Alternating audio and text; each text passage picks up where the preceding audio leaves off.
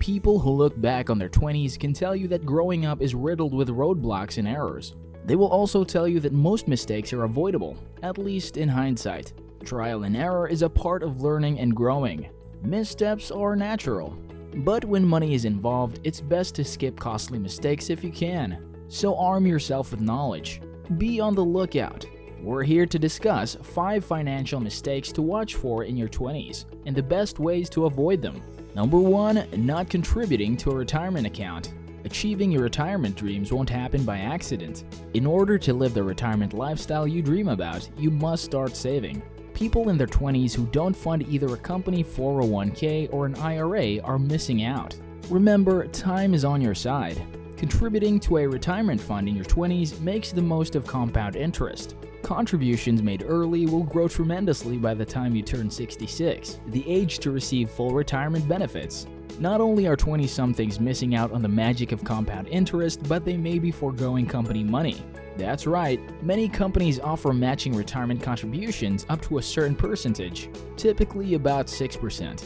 Employees who choose to open a 401k and contribute a designated amount can receive a bonus contribution from their company. That's free money. Over a lifetime, it can mean having tens or even hundreds of thousands of extra dollars. Keep in mind that financial professionals recommend contributing at least 15% of your income into a retirement fund. If your employer offers a matching contribution, take advantage of the full benefit. Remember, a comfortable retirement requires planning. The good news is that sound retirement planning doesn't have to be complicated. By contributing to a retirement account, you can take advantage of a wide range of benefits to help you take control of your future. Today, number 2. Buying a brand new car. According to USA Today, the average price of a new car surged to more than $30,000 in recent years. But when you're a 20-something, you don't really care. In your 20s, you might be eager to cross off expected financial milestones like purchasing your first car. In fact, you might do anything to justify the purchase of a brand new car.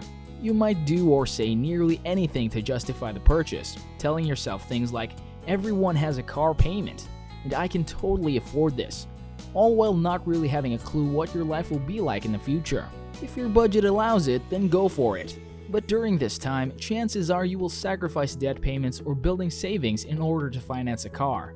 When life sinks in, you'll realize that your new shiny model is equally as functional as the cheaper version without the upgrades and add-ons. Expensive new cars are rarely worth a return on investment. A brand new car may look and smell good, but it's never worth the price, says self-made millionaire and best-selling author David Batch.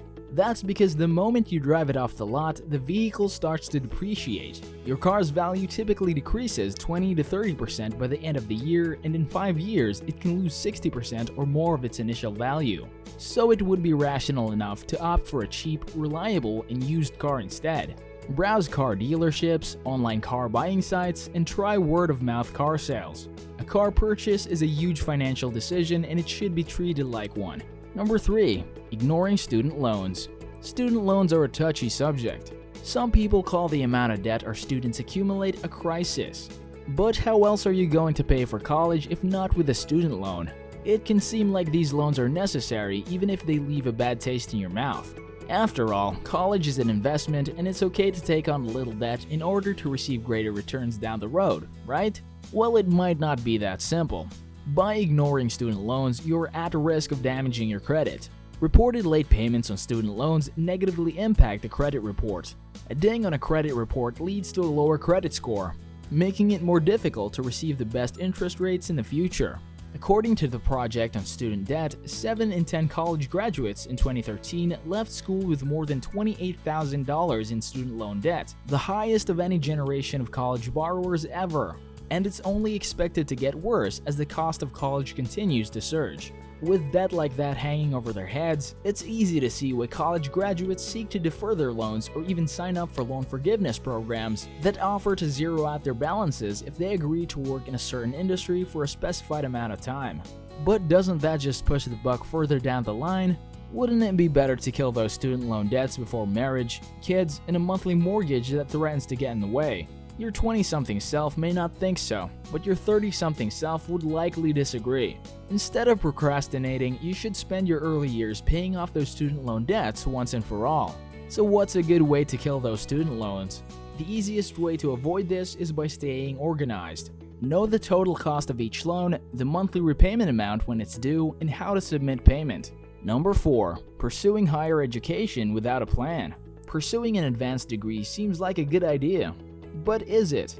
According to the experts, it depends. Unfortunately, many unemployed and underemployed college graduates pursue advanced degrees without taking the time to figure out the return on that investment. And in many cases, the return on investment, or ROI, is awful to say the least, or even non-existent. Why? Because advanced degrees cost money and time and aren't always a guarantee of higher earnings, or even a job. In other words, a master's degree in women's studies may sound like a boatload of fun, but it doesn't mean it will help you do, well, anything. According to Forbes, some of the best master's degree for jobs right now are in fields such as information technology, engineering, healthcare, and computer science. Meanwhile, some of the master's degrees with the worst ROI are in fields such as library science, English, history, and political science. That's not to dissuade anyone from an advanced degree. Education is an achievement no matter what, but it does require a frank conversation about career and salary expectations. Not to mention the student loan debt it may generate. So how do we avoid the mentioned money mistake? Young people consider pursuing higher education should answer a few important questions. Is there a demand for graduates of your intended degree program? Do the career and salary prospects align with your goals? If you can't justify the degree, then consider alternative pathways. Number 5. Never learning to budget. Your 20s is often a great phase. For many, this is a time dedicated to self-discovery, learning about life at a lightning speed, and entering what may start to feel like your first stage of real life. Quite commonly to a lot of young folks, budgeting means the same as not overdrawing their checking account. It means having enough money for happy hour or saving snacks for tomorrow's second movie night. But when you get older, and hopefully wiser, you may realize you want more out of the money you work so hard to earn. You may look around and think, where is my money going? And what do I have to show for the 40 hours I've been slaving away every week?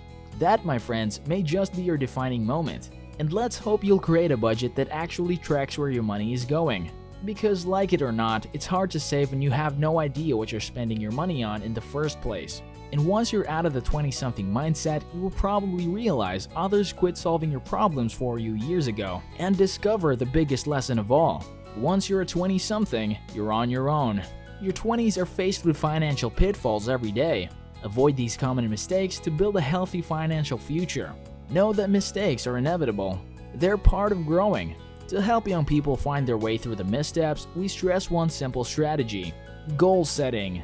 There's no time like the present to start planning for the life you want to lead. If you found this video helpful, please hit like and click the subscribe button, and also consider turning on the post notification bell to be updated on new stuff. Until then, we'll see you in the next video.